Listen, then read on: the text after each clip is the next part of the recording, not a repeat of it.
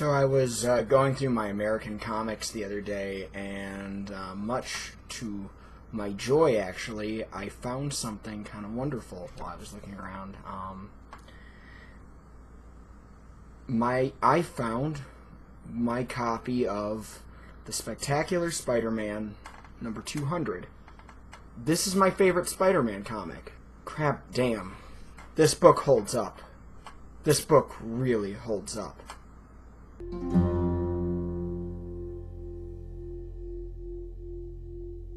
So Spectacular Spider-Man number 200 is a giant-sized event issue that came out in 1993. And while, yes, I did pick it up in 1993, I was also a little kid, so this one that I'm holding right now is not my original. This is one that I found in a discount bin in a local comic book store. That said, just because there were a lot of them printed and it's relatively easy to come by, doesn't change the fact that it's a very emotional story, and again, probably my favorite Spider-Man story. This issue, titled The Best of Enemies, follows the final days of Harry Osborn during his time as the second Green Goblin and his fight with his longtime friend Peter Parker. Recently released from prison, Harry decides to start stalking both Peter and Mary Jane, knowing full well who they are, that Peter is Spider-Man, and that Peter is somewhat responsible for the death of his father, Norman Osborn, the original Green Goblin. Rather than coming to terms with this, Harry directs all of his hatred and loathing at Peter, blaming him for the falling apart of their friend group, the damage that's been done to his family and to his own sanity, and even kind of starts projecting his Green Goblin issues onto Peter. Unable to stop the Goblin because he hasn't done anything illegal, Harry continues to harass Peter, both as Harry Osborn and as the Green Goblin, until finally things come to a head when Harry decides to announce he's starting a charity in Norman's name, with the plan of gathering a bunch of bigwigs from all over New York into one building to blow it up and kill everybody inside. Mary Jane, in an attempt to save both her husband, Peter, and her husband's best friend, Harry, tries to confront Harry directly. She goes to the building that he plans to host the gala in, and Harry just can't be reasoned with. Peter shows up to try to confront Harry his own way, and a nasty fistfight ensues. But when Harry manages to poison Peter, he then announces that he plans to just blow them both up so that they can finally have peace, forgetting that both Mary Jane and Harry's own son are in the building at the same time. Reminded of this by Peter, Harry realizes the error of his ways, almost too late, and rushes back into the building to pull Mary Jane and his son Normie out. And with only seconds to spare, he decides he must rescue Peter as well. Peter is taken out, and Harry barely gets him there safely, but the new goblin serum he's been using, it's flawed, and it's eaten away at him. He starts convulsing. In our last 2 pages, it's wordless, but we already know what's happened. Harry's dead. And Peter has lost another one of his best friends. This comic is still very powerful to me. It came out, again, in 1993, and some of you might be wondering, why am I just talking about this random comic? Well, I'm not just talking about this random comic, though there's a lot we could talk about. Yeah, the writing's really good. There's a lot of brilliant art. Some great thematic setups, like Peter knocking a lit cigarette out of Mary Jane's hands out of his fear that this substance will poison her and eventually take her away from him, just like the goblin serum that Harry has been addicted to eventually takes Harry away from Peter. The Brooklyn Bridge hangs over the characters, reminding them of Gwen Stacy's death. it's a physical embodiment of her ghost that haunts the entire story. And those last 2 wordless pages, they still send chills down my spine to this day. This comic is a piece of art, if you ask me. And something more important about it, though, is that it is still powerful to this day. Obviously, things have changed a lot in the Spider-Man comics since then. Peter's marriage has been undone. Harry Osborn is back from the dead. Basically, everything important about this comic doesn't matter anymore in the main Spider-Man story. Peter was never married to Mary Jane. Harry, he's never been dead. It turns out he was fine. Didn't really sacrifice himself or anything. He just went into rehab or something. Yeah, that kind of sucks. But on the other hand, I don't think that takes away from this story, or how powerful it is in the moment. Because when I go back and I read this, I still have to fight back the tears rolling down my cheeks as Peter realizes that he is never going to be able to hang out with his best friend ever again. And I think that takes us to Infinity War.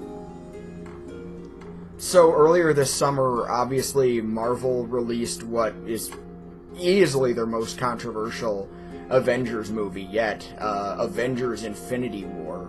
The 3rd Avengers movie, but the 20-somethingth Marvel movie. 10 straight years of these stories, and it just throws us in. And at this point, I think most of you know its controversial ending. And if you don't, now would be a good time to turn away and, I don't know, go rent the movie, because it's on home video now. You don't have an excuse anymore. Avengers Infinity War ends pretty shockingly, with half of the characters turning into dust at the snap of Thanos' Infinity Gauntlet. We watch as beloved characters like Black Panther, the Winter Soldier, Falcon, and yeah, Spider-Man turn into dust. And it's awful to watch. And I don't know that I've had a more shocking experience in recent film memory, at least not in these Marvel movies. And I've already seen a lot of people take this stance of, well, we know they're not going to be dead. We know they're not going to stay dead. And yeah, it's true. We do know that. Tom Holland, he's not done playing Spider-Man. Why would they have picked such a young actor? And Disney would be insane not to make a Black Panther 2. But all that said, I don't think that makes the ending of Infinity War any less powerful. I don't think it makes that hurt any less when you watch a bunch of your favorite characters get annihilated while the other half of your favorite characters can't do anything to stop it. No matter what sequel we get, no matter how these characters are brought back, I don't think anything those sequels will do is going to undo the pain of watching Tony Stark as his ward, his apprentice, Spider-Man, turns into dust in front of him, and he then hopelessly looks down at his hands, hoping that maybe he'll soon join Peter in oblivion, only to realize that he has been spared and that he has to live with the pain of watching so many of his friends, including a 16-year-old boy, die in front of him because he failed to stop Thanos.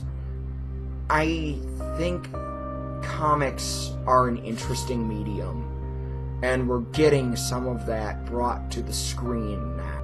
It's frustrating that deaths don't always stick in comics. I'll be the first to admit that. I am an unapologetic fan of Dick Grayson Batman way over Bruce Wayne Batman. I like Bucky Barnes as Captain America an awful lot. I like Sam Wilson as Captain America an awful lot.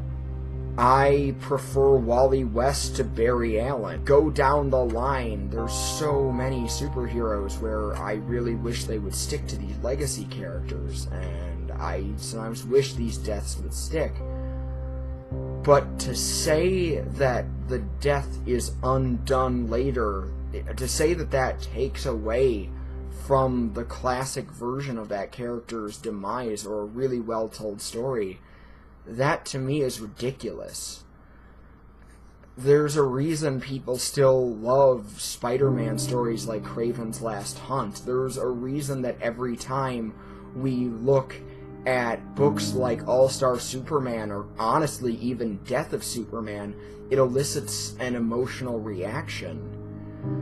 And there's a reason that a Spider-Man comic that my parents bought for me back in 1993 still makes me cry.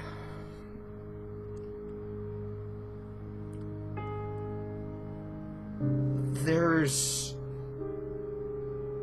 a lot to be said about storytelling in the style of comics, about serialized comic storytelling, and it's not perfect, and sometimes things happen just to boost numbers, and sometimes changes don't stick, but that doesn't mean that a well-told story stops being well-told, even if the sequel isn't very good. Or even if the sequel just undoes something, it doesn't undo the power of that story. So I just wanted to leave you guys to think about that. Maybe serialized storytelling, even if it is flawed, that doesn't make it lesser, and it doesn't mean that what it's doing doesn't work. Thank you everyone for watching. Thank you especially to my Patreons, who have been very helpful over the last few months. Is there a comic that, or a movie, or a book, or anything with a powerful story that was undone that still sticks with you to this day? Do you have a favorite? You should let me know what it is down in the comments. And remember to like this video, share it with your friends if you think it's got some insight, and maybe subscribe. And if you want to help me out, I'd love to see your Patreon support. You guys have a great rest of your day, week, whatever. And remember to keep on spocking in the free world.